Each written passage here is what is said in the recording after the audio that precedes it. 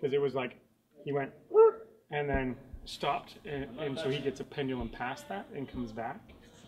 So I'm wondering if just one big and then and just a bigger pull with the release now instead of a short pull. Okay. Where are you sitting, Eric? That was what that note was. Are you going to censor though? My name is Adrian Young, and I'm a fight director, flying director, stunt coordinator, action director. Highest step in the world, I am the flying director and I guess a system designer for the fly system. I would say I was there from very close to the very beginning. I got a call from Eric. I'm not sure if it was David together. One of them called me. It's been a while now. And they said, we're thinking about doing a show that has flying in it. We'd like to actually just workshop flying. We'd like to do some stuff. You do that stuff, right? So I said, yeah, I do that. So they put together a workshop, and we came in and I brought in a bunch of different simple systems. No winches, no power, but in terms of sort of what we call track and travel systems, a pendulum system, harnesses. So what is an upright harness, or what we call a Peter Pan or a D-ring versus a somersault versus what we call a cartwheel, sort of to understand the physicality, the possibilities of flying. We did it in an old church in Calgary, and Green Fools had a space, so wooden rafters and everything, so nothing was high loading. We did very simple, small stuff, but just the comprehension of it.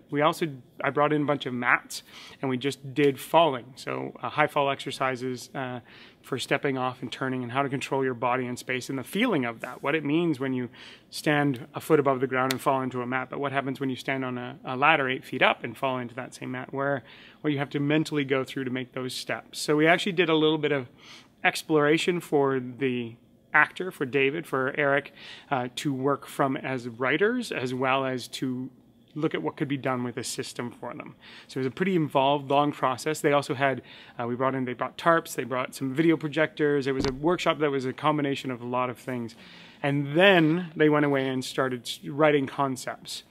We would all write, and there's lines in this. I'm like, I wrote that line.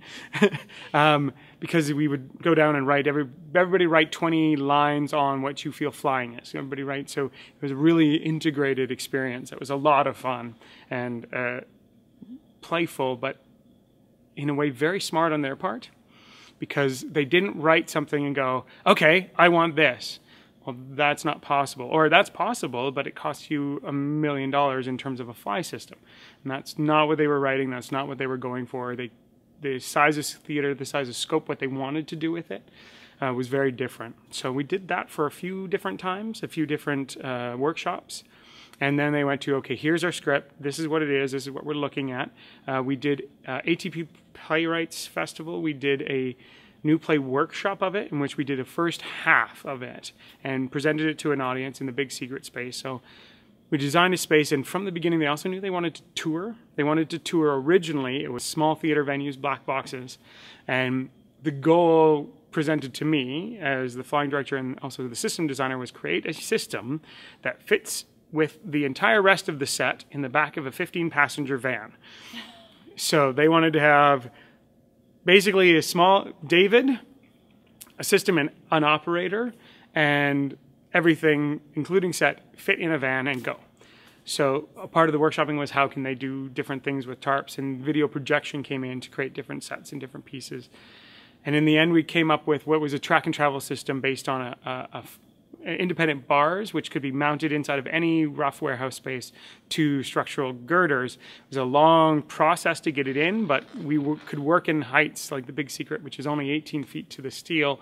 And we ended up putting the same system into what is the Victor Mitchell Theatre, Pump House in Calgary, which is to the Pross line, we had 15 feet. So we actually had the system flying at about 14, which means there's very little amount of space to fly in there. And a standard fly system, and even this fly system with the truss, would drop it down and there'd be 10 feet and it would be pointless to do. So that was the original, and then we modified it, and when we started to talk about proscenium arches, they said, can we do this? I said, you can, but it has to be truss mounted. This system that I have, these, what I call a track and travel or a cable track system, I said, this will work for that. And they said, we also need to load it in a day to 2 days. And so there's been modification as we've gone through the whole thing. So pretty integrated into the process, I guess I'd say. It's a little bit tricky finding the guys to do the operation in the way that this system runs.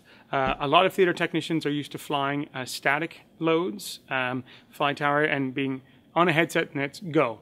I do my thing, I lock it off, I walk away, or I do a little bit of play, but it's very simple. This one really requires performers in the technical crew. And I had a few people that I said, these are performers who are riggers. So I've got stunt performer riggers and comprehend the idea of being an actor and being part of the performance, as well as the technical element of just doing the practical. So there are points where they can sort of turn off and step out.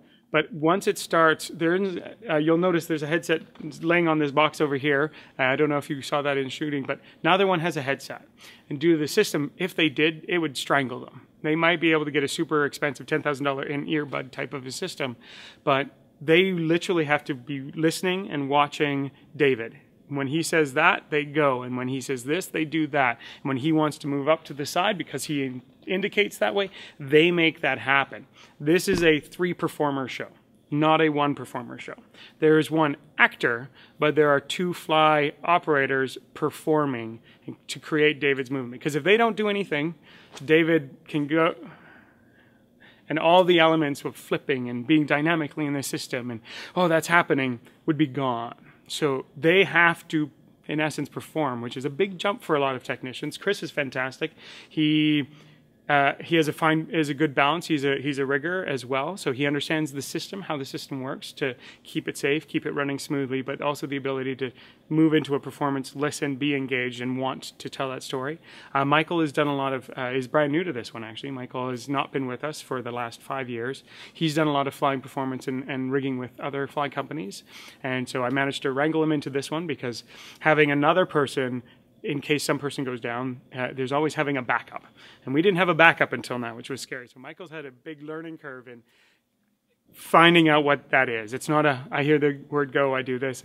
We just spent a whole lot of time doing finesse moves. When you hear this, do this. And when you hear this, do that. And just feel how that is. If you want to push it a bit more, you can push it a bit. Feel. That's not something you usually tell a technician. Feel it out a little bit. So it's been fun.